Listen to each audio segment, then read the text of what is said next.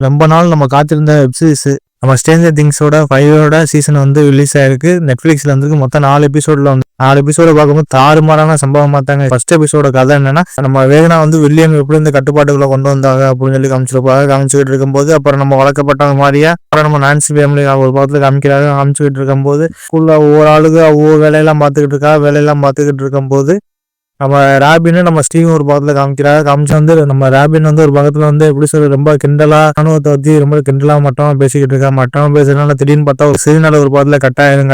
அப்புறம் ஸ்டீவ் ஒரு பக்கத்துல வந்து சிக்னல் எப்படி கட்டாச்சு அப்படின்னு சொல்லிட்டு ஒரு பக்கத்துல டஸ்டன் ஃபோன் அடிச்சு கேட்கறாப்புல. ஃபோன் அடிக்கும் போது டஸ்டன் வந்து ரொம்ப டென்ஷன் ஆகி, உனக்கு இதுக்குதான் நான் முன்னாடியே உன்னை படின்னு சொன்னேன் அப்படின்னு சொல்லிட்டு ஒரு பக்கத்துல வந்து ரொம்ப கோபமா ஒரு பார்த்து திட்டிட்டு போன வச்சுக்கிட்டு இருக்கும்போது டஸ்டன் அப்புறம் வழக்கமாட்டா ஒரு எப்படி சொல்ற ஸ்கூலுக்கு போயிட்டு இருக்கும்போது வந்து நம்ம டஸ்டன் வந்து ரொம்ப 2 பேரும் சேர்ந்து வம்புலுக்கும் போது நம்ம டஸ்டனோட ஃப்ரெண்ட்ஸ் ஒரு பக்கத்துல வந்தது அப்புறம் எதுக்கு சண்டை வரியா அப்படின்னு சொல்லிட்டு ஒரு பக்கத்துல பேசி அவனை நம்ம சமாதானப்படுத்தும் போது அதுக்கப்புறம் நம்ம லெவனை காமிக்கிறாங்க. லெவன் வந்து ஸ்டார்டிங்ல வந்து ஒரு இடத்துக்கு போறதுக்காண்டி எப்படி சொல்ற ஒரு பயிற்சி ஒன்று பண்ணிக்கிட்டு இருப்பா. பயிற்சின்னா எப்படி சொல்ற ரொம்ப இந்த ஒரு இடம் இப்போ ஒரு செவத்தை தாண்டுற மாதிரி இல்லை, நான் இவ்வளோ ஸ்பீட்ல நான் போகணும் வைக்கணும் அப்படின்னு சொல்லிட்டு ஹாபர்ட் பேசிக்கிட்டு இருக்கும்போது நம்ம நான்சி ஸ்டீவ் ஒரு பக்கத்துல காமிச்சுக்கிட்டு இருக்கும்போது நம்ம ஸ்டீவ் வந்து ராபின் எதனால அது சிக்னல் கட்டாச்சு அப்படின்னு சொல்லிட்டு ஒரு பக்கத்துல நினைச்சுக்கிட்டு இருக்கும்போது இந்த ஒரு இடத்துல புரியுதா சிக்னல் கட்டாயிருக்கு அப்படின்னு சொல்லிட்டு நம்ம ஜானத்தன், நம்ம நான்சி, நம்ம ராபின்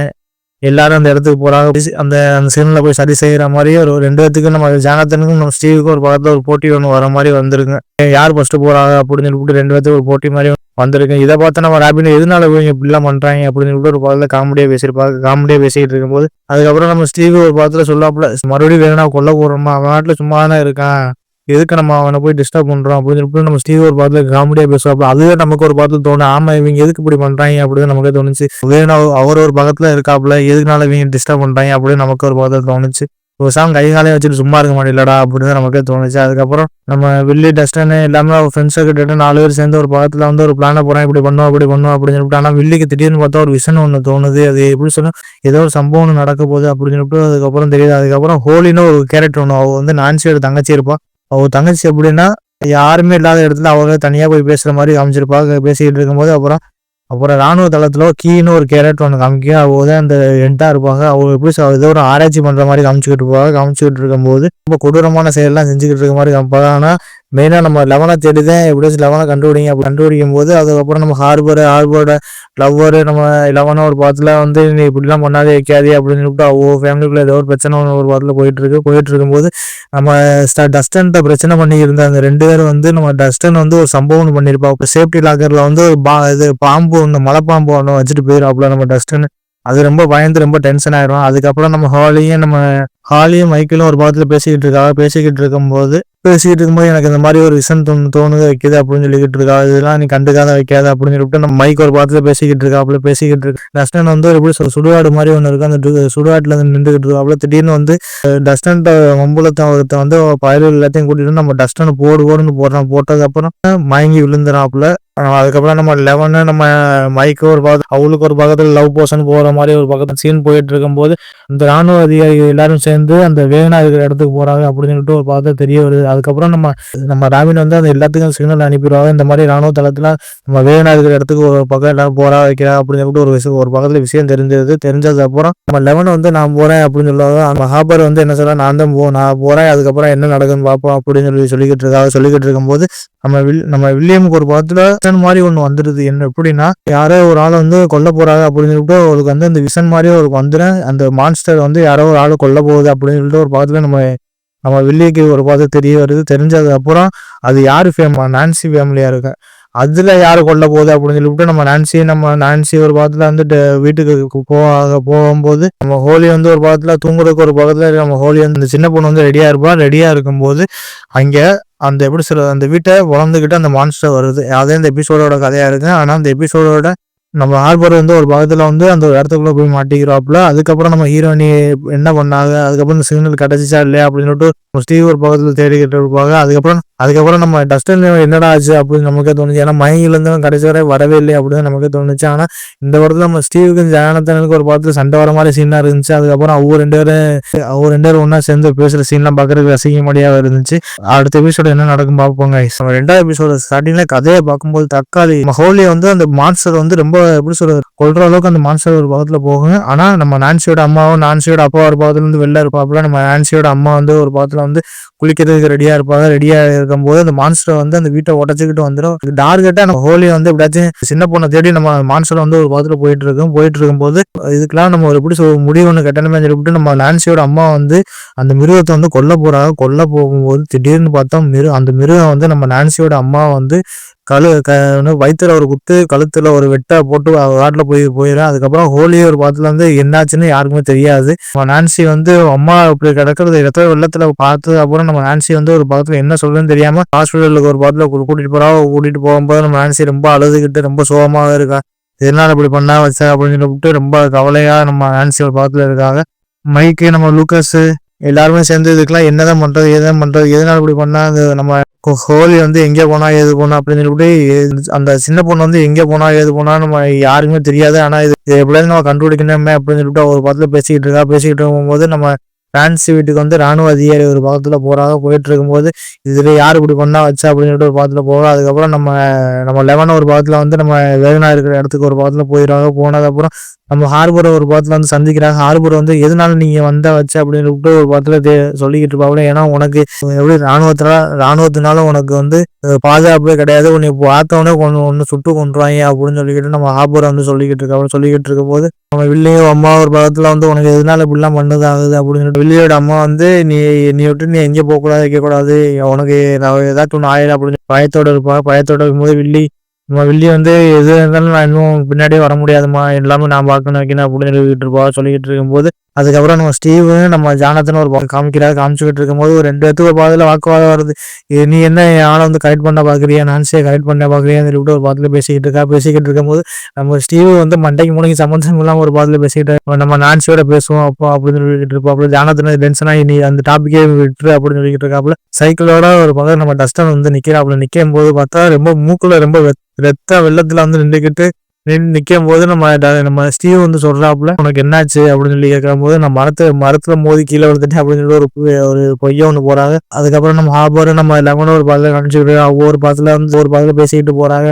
எங்க போறோம் ஏது போறோம்னு ஒரு பார்த்து தெரியாம கொள்ளாம. அதுக்கப்புறம் நம்ம லூக்கஸ் வந்து நம்ம மேக்ஸை வந்து ஹாஸ்பிட்டல்ல போய் பார்த்துக்கிட்டு இருக்கும்போது நீ எப்படியாச்சும் வரணும் அப்படின்னு சொல்லிட்டு ஒரு பாத்துல அவளுக்குள்ள லவ் போர்ஷன் மாதிரி காமிச்சுக்கிட்டு இருக்கும் போது நம்ம மைக்கு ஒரு பக்கத்துல தோணுது இந்த விஷயம் வந்து அது நம்ம ஹோலி வந்து எங்கே போனான்னு ஒரு ஆளுக்கு தெரியும் அப்படின்னு சொல்லிக்கிட்டு இருக்கும்போது அது யாருன்னா நம்ம நான்சியோட அம்மா. ஆனா நான்சியோட அம்மா படத்தை விடுக்க இடத்துக்காக இது வரைக்கும் கண்ணு முழிக்காம கொள்ளாம ஒரு பாத்துல இருப்பாங்க. நம்ம ஸ்டீவ் நம்ம ஜானத்தன் ஒரு பாத்துல சிக்னலே கிடைக்க மாட்டேது. ஹார்பர் எங்கே போனாப்புல இது போனாப்புல அப்படின்னு சொல்லிட்டு ரொம்ப டவுட்டோட ஒரு பாத்துல கேட்டுக்கிட்டு இருக்காங்க. ஆனா டஸ்டன் ஒரு பாத்துல டென்ஷன் ஆகி ஒரு பாத்துல உட்காந்துக்கிட்டு இருப்பான். அந்த சீன்லாம் பார்க்க ரொம்ப காமெடியாவே இருந்துச்சு. ராணுவ அதிகாரியை நம்ம அந்த கீயை ஒரு பாத்துல காமிக்க எப்படியாச்சும் எனக்கு லெவன் அந்த பொண்ணு வேணும் அப்படின்னு சொல்லிட்டு ஒரு பாத்துல காமிச்சுக்கிட்டு இருக்கும்போது ஹாப்பருக்கு ஒரு பாத்துல அடிபட்டதுக்கு அப்புறம் அவரு ரொம்ப பாசமா ஒரு பாத்துல பேசிக்கிட்டு இருக்கும்போது ஹாப்பர் வந்து அவர் லைவ் ஊற்றி ஒரு பாத்துல பேசிக்கிட்டு இருக்கும்போது நான்சியும் நம்ம மைக்கு ஒரு பக்கத்துல எப்படியாச்சும் நம்ம அம்மாட்ட பேச ஆரம்பிக்கணும் அப்படின்னு பேசிக்கிட்டு இருக்கும்போது எப்படியாச்சும் நம்ம அந்த உண்மையை தெரிஞ்சுக்கணும் அப்படின்னு சொல்லி பேசிக்கிட்டு இருக்காங்க. ஆனா வில்லியமுக்கு அதுக்கப்புறம் நம்ம ராபின் ஒரு பாத்துல பேசிக்கிட்டு இருக்காரு. உனக்கு எப்படி இதெல்லாம் தோணுது வைக்குது அப்படின்னு சொல்லிவிட்டு எப்படி நீ அக்யூரேட்டா எல்லாமே பார்த்து அந்த இடத்துல இருந்து எல்லாம் பண்ற மாதிரி எப்படி கரெக்டா சொல்ற அப்படின்னு சொல்லிட்டு நம்ம ராபின் ஒரு பாத்துல கேட்கறாங்க. ஆனா வில்லியம் ஒரு பாத்துல சொல்லாப்புல அந்த சீன்லாம் பாக்குறது நமக்கே நான் வந்து அந்த வேகனா அப்படின்னு சொல்லும் போது என்னப்பா எப்படி சொல்ற அப்படின்னு நமக்கே தோணுச்சு. ஏன்னா வில்லியமுக்கு ரியலா என்ன நடக்குதோ அது அப்படியே ஒரு விஷயம்ல வந்து தெரியுது.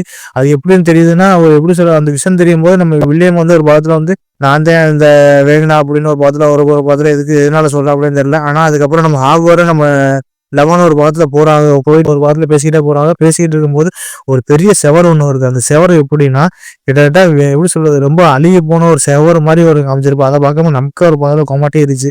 அதுக்கப்புறம் இதை எப்படியாச்சும் நம்ம கடந்து போகணும் வைக்கணும் அப்படின்னு சொல்லிக்கிட்டு இருக்கும்போது நான்சி நம்ம மைக்கு ஒரு பக்கத்துல வந்து ரொம்ப எப்படியாச்சும் பார்க்கணுமே எப்படி பேசண்ட் கெட்டப்புல ஒரு பக்கத்துல போய் பேசிக்கிட்டு இருக்கும்போது அம்மா வந்து பேச முடியாது. ஆனா கையில வந்து எழுதி காமிக்கிறாங்க இந்த மாதிரி யாரு நம்ம ஹோலியை வந்து தூக்கிட்டு போன வச்சது அப்படின்னு சொல்லிட்டு காமிக்கிறாங்க. அதுக்கப்புறம் ஒண்ணு தோணுது இதுக்கெல்லாம் யாரு முக்கிய காரணம் அப்படின்னு சொல்லிவிட்டு நம்ம நான்சியோட அம்மா ஒரு பக்கத்துல சொல்ற பேர் என்னன்னா ஹென்ரின்னு ஒரு ஆள் அப்படின்னு ஒரு கேரக்டர் ஒன்று காமிக்கிறா. அவர் தான் அந்த சின்ன பொண்ணு வந்து கடத்திட்டு போயிருக்காப்புல அப்படின்னு தெரிய வருது. அதே செகண்ட் எபிசோடோட கதையா இருந்துச்சு. மூணாவது எபிசோட்ல செகண்ட் எபிசோட்லயே யாரை கடத்த போறாங்க அப்படின்னு சொல்லிட்டு ஒரு பாகத்துல வந்து நம்ம வில்லியமுக்கு ஒரு பாகத்துல வந்து டீட்டெயில்ஸ் கிடைச்சுன்னா அது யாருன்னா டெரிக்னு ஒரு கேரக்டர்.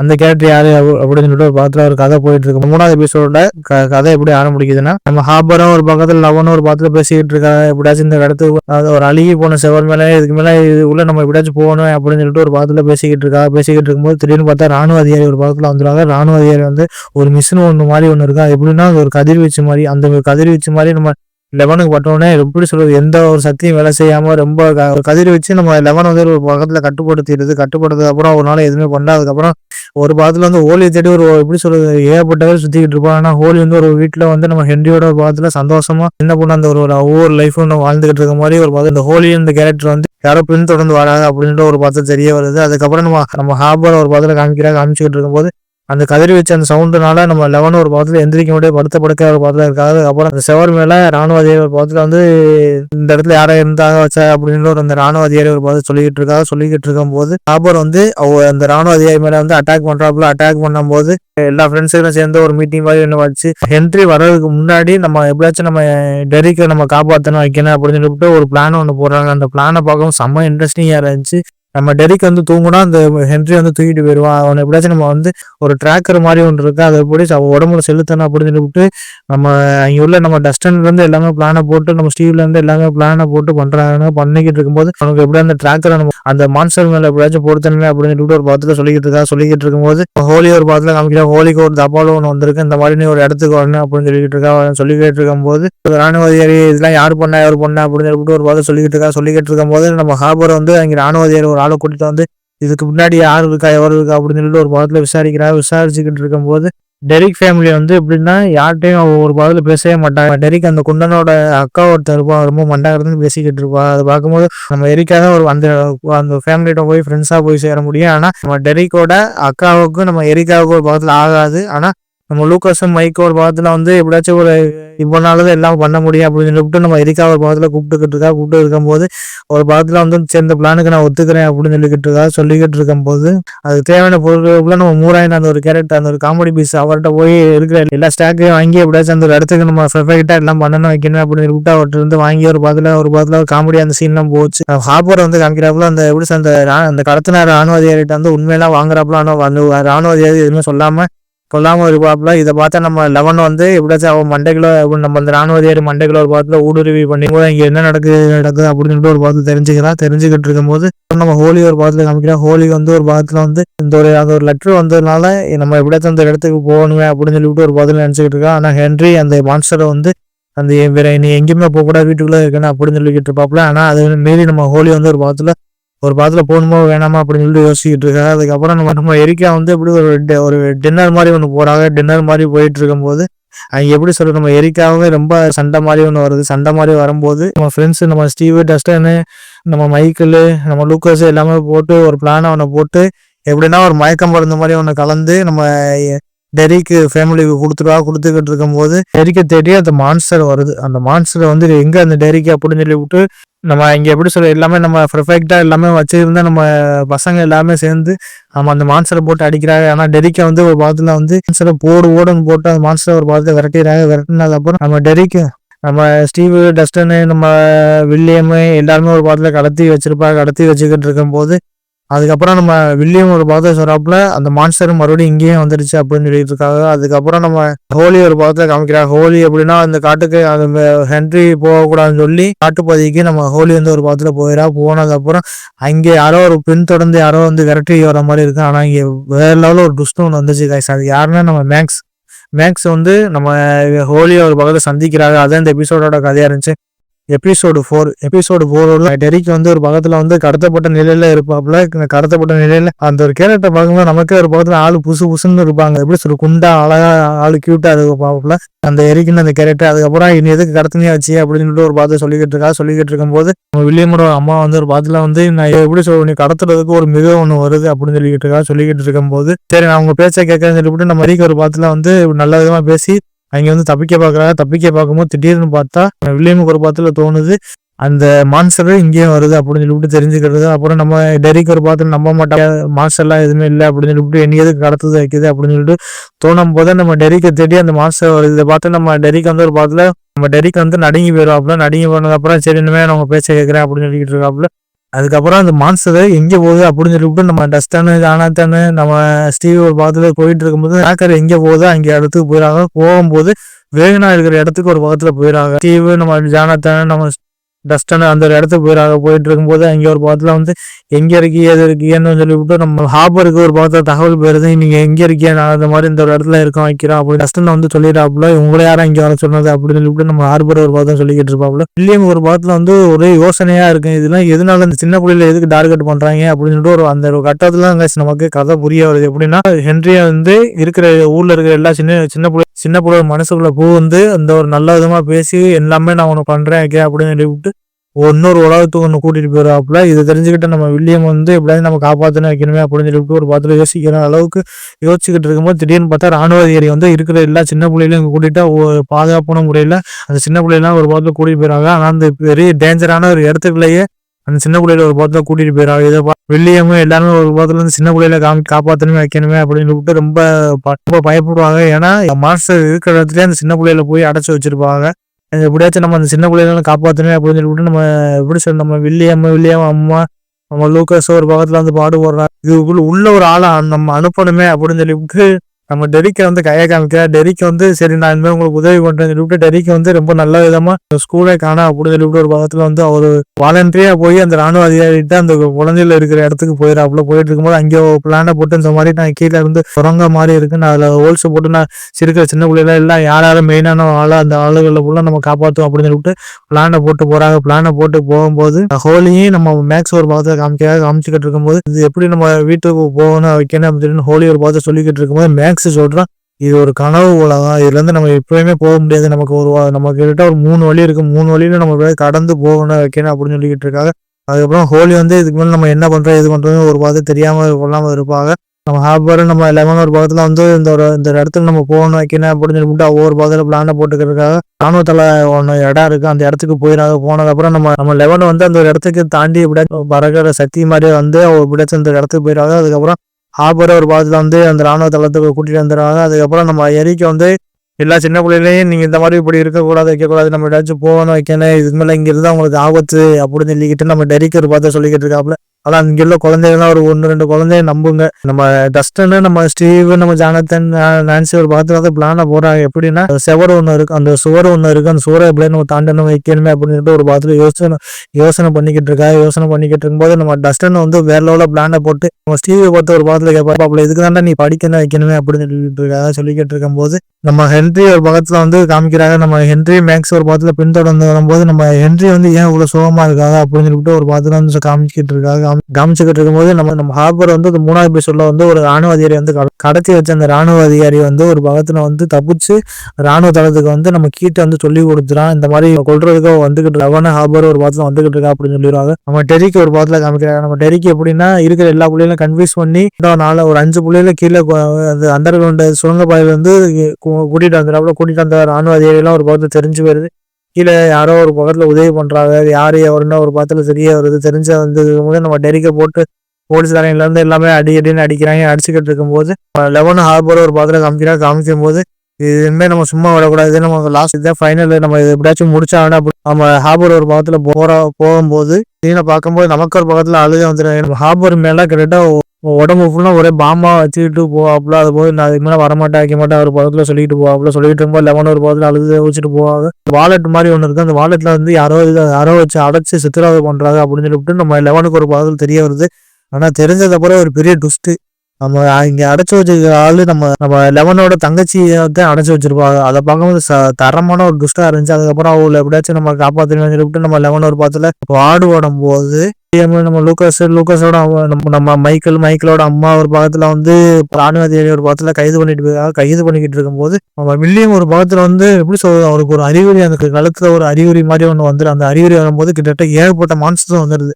ஏகப்பட்ட மான்ஸ்டர் வரும்போது கிட்டத்தட்ட எல்லாத்தையும் ஓடுன்னு போட்டு எல்லாத்தையும் கொடூரமா எல்லாத்தையும் கொண்டுகிட்டு இருக்கும்போது திடீர்னு பார்த்தா நம்ம வில்லியம்னால எந்திரிக்கவே முடியாது. ரொம்ப மோசமான முறையில யாரோ வராங்க அப்படின்னு சொல்லிட்டு அவருக்கு ரொம்ப தெரிய வருது. ஆனா தெரிஞ்சது அப்புறம் தான் தெரியும். ஸ்டீவ் டஸ்டனு, நம்ம ஜானத்தனு, அதுக்கப்புறம் நம்ம எல்லாத்தையும் கரெக்டா அந்த மாஸ்டர் வந்து கொல்ல போகும்போது நம்ம வேகனா வராப்புல தலைவன். கிட்டத்தட்ட ஃபர்ஸ்ட் எபிசோட்ல பார்த்தது கிட்டத்தட்ட 4ஆவது எபிசோட்ல நம்ம வேகனாவே காமிக்கிறானுங்க.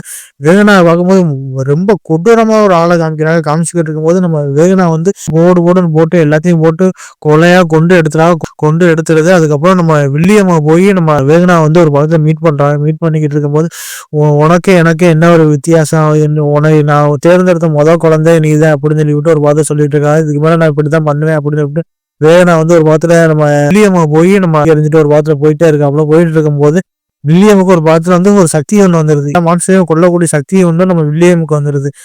தக்காளி இதை பார்க்கும்போது நமக்கு வேற லெவலில் டுஸ்டா இருந்துச்சு. அந்த டுஸ்ட்டை பார்த்து நம்ம எதிர்பார்க்கவே மாட்டோம். ஏன்னா வில்லியமுக்கு இப்படி ஒரு எப்படி சொல்லி மான்ஸ்டர் வந்து கொல்ற சக்தி வந்து நம்ம வில்லியமுக்கு வந்துருந்து சொல்லிவிட்டு இருக்கிற எல்லாருமே ஒரு திருத்தூர்னு முடிச்சுக்கிட்டு இருப்பாங்க. அந்த சீன்ல பார்க்கும்போது தரமான ஒரு சீனா இருந்துச்சு.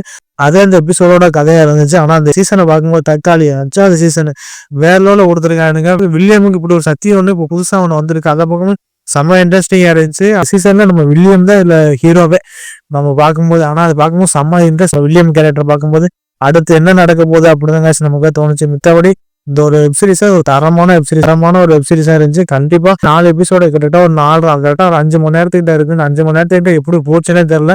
கண்டிப்பா ஒரு மஸ்ட் வாட்சான வெப்சீரிஸ். நம்ம இவ்வளவு நாள் காத்து இருந்ததுக்கு ஒருத்தான ஒரு வெப்சீரிஸ். ஒரு மாசம் வரும்போது எபிசோடு அதுல எப்படா வரும் அப்படின்னு சொல்லிட்டு நமக்கு அடுத்து என்ன நடக்க போகுது அப்படின்னு சொல்லிட்டு நமக்கு வேற லெவலில் 4 எபிசோட ட்விஸ்ட் ஒன்று வச்சிருக்கானுங்க. அடுத்த எபிசோட என்ன நடக்குதுன்னு பார்ப்போம் கைஸ்.